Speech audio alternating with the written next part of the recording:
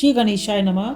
श्रीमद् भगवद गीता अध्याय 15 पुरुषोत्तम योग। भगवान ने कहा जाता है कि एक शाश्वत अश्वत्थ वृक्ष है जिसकी जड़ें तो ऊपर की ओर हैं और शाखाएं नीचे की ओर तथा पत्तियां वैदिक स्तोत्र हैं। जो इस वृक्ष को जानता है वह वेदों का ज्ञाता है। इस वृक्ष की शाखाएं ऊपर तथा नीचे फैली हुई हैं और प्रकृति के 3 गुणों द्वारा पोषित है। इसकी टहनियाँ इंद्रिय विषय हैं। इस वृक्ष की जड़ें नीचे की ओर भी जाती हैं जो मानव समाज के सकाम कर्मों से बंधी हुई हैं।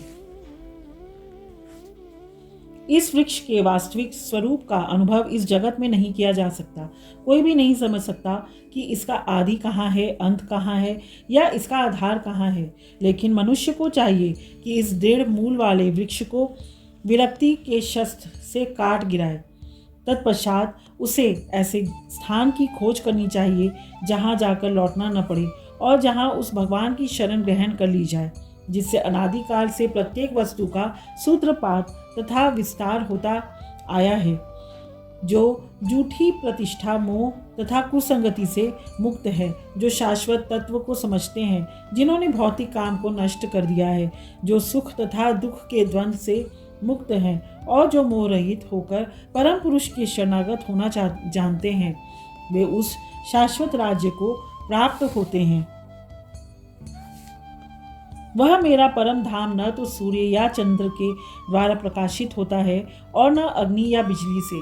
जो लोग वहां पहुंच जाते हैं वे इस भौतिक जगत में फिर से लौट कर नहीं आते। इस बद्ध जगत में सारे जीव मेरे शाश्वत अंश हैं।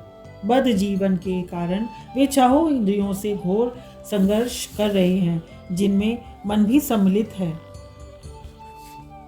इस संसार में जीव अपनी देहात्म बुद्धि को एक शरीर से दूसरे में उसी तरह ले जाता है जिस तरह वायु सुगंधि को ले जाता है। इस प्रकार वह एक शरीर धारण करता है और फिर इसे त्याग कर दूसरा शरीर धारण करता है। इस प्रकार दूसरा स्थूल शरीर धारण करके जीव विशेष प्रकार का कान, आँख, जीभ, नाक तथा स्पर्श इंद्रिया, त्वचा प्राप्त करता है, जो मन के चारों ओर संपुंजित है। इस प्रकार वह इंद्रिय विषयों के एक विशिष्ट समुच्चय का भोग करता है। मूर्ख न तो समझ पाते हैं कि जीव किस प्रकार अपना शरीर त्याग सकता है, न ही वे यह समझ पाते हैं कि प्रकृति के गुणों के अधीन वह किस तरह के शरीर का भोग करता है। लेकिन जिसकी आंखें ज्ञान में प्रशिक्षित होती हैं वह यह सब देख सकता है। आत्म साक्षात्कार को प्राप्त प्रयत्नशील योगी जन यह सब स्पष्ट रूप से देख सकते हैं, लेकिन जिनके मन विकसित नहीं है और जो आत्म साक्षात्कार को प्राप्त नहीं है वे प्रयत्न करके भी यह नहीं देख पाते कि क्या हो रहा है। सूर्य का तेज जो सारे विश्व के अंधकार को दूर करता है मुझसे ही निकलता है। चंद्रमा तथा अग्नि के तेज भी मुझसे उत्पन्न हैं। मैं प्रत्येक लोक में प्रवेश करता हूँ और मेरी शक्ति से सारे लोक अपनी कक्षा में स्थित रहते हैं। मैं चंद्रमा बनकर समस्त वनस्पतियों को जीवन रस प्रदान करता हूँ। मैं समस्त जीवों के शरीरों में पाचन अग्नि वैश्वानर हूँ और मैं श्वास प्रश्वास प्राणवायु में रहकर 4 प्रकार के अन्नों को पचाता हूँ। मैं प्रत्येक जीव के हृदय में आसीन हूँ और मुझसे ही स्मृति, ज्ञान तथा विस्मृति होती है। मैं ही वेदों के द्वारा जानने योग्य हूँ। निसंदेह मैं वेदांत का संकलन करता तथा समस्त वेदों का जानने वाला हूँ। जीव 2 प्रकार के हैं, च्युत तथा अच्युत। भौतिक जगत में प्रत्येक जीव क्षर होता है और आध्यात्मिक जगत में प्रत्येक जीव अक्षर होता है। इन दोनों के अतिरिक्त एक परम पुरुष परमात्मा है जो साक्षात अविनाशी भगवान है और जो तीनों लोकों में प्रवेश करके उनका पालन कर रहा है।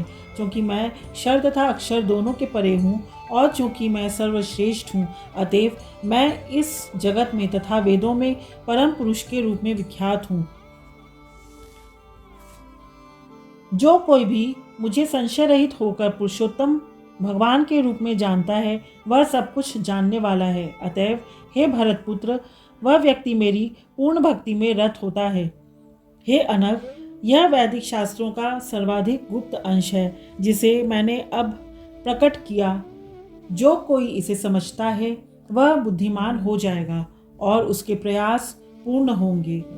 इस प्रकार श्रीमद् भगवद गीता के 15वें अध्याय पुरुषोत्तम योग का भक्ति वेदांत तात्पर्य पूर्ण हुआ। हरिओम तत्सत, हरिओम तत्सत, हरिओम तत्सत। बोलो श्री भागवत गीता भगवान की जय। श्री कृष्णार्पण मस्तु।